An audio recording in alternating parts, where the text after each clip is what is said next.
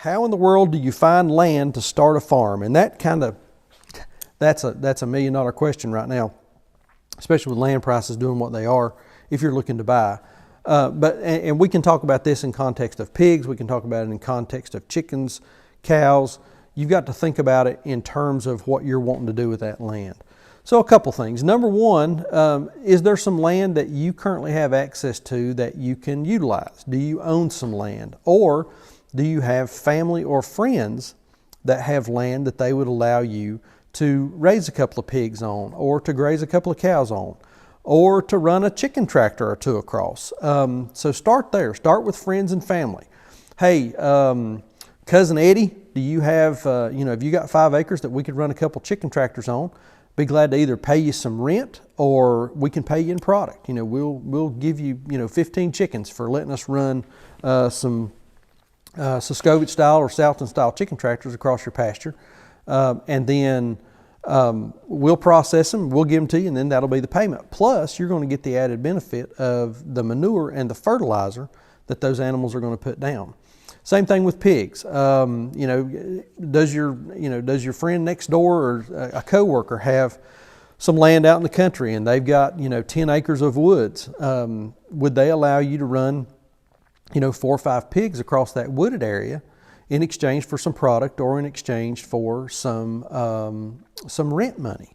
So you need to be creative about where you're looking at. Realtor.com, Zillow, those are probably going to be the worst places that you can look. Friends, family, let folks know.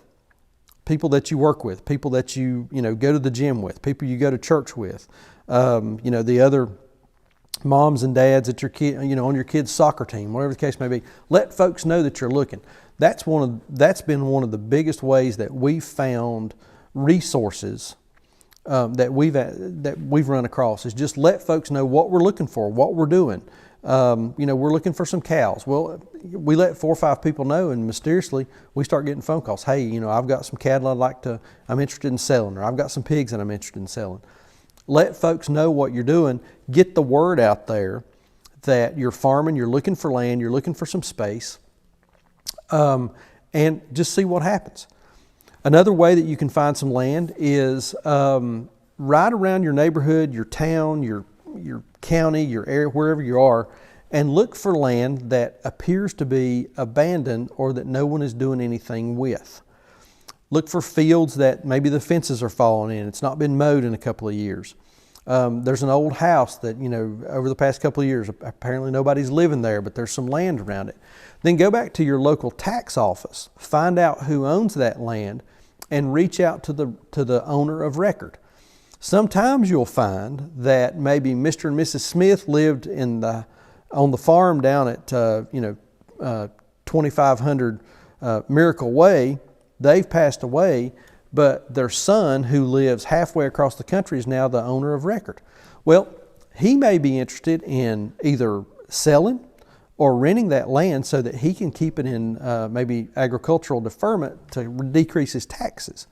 So see if you can find absent landowners. That's a great way to get some land to farm. I've heard Greg Judy talk about that a number of times.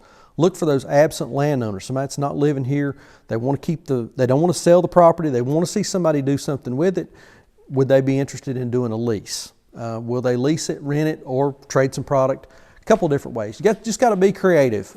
Keep your eyes open. Let folks know that you're looking, and search those tax records for absentee landowners.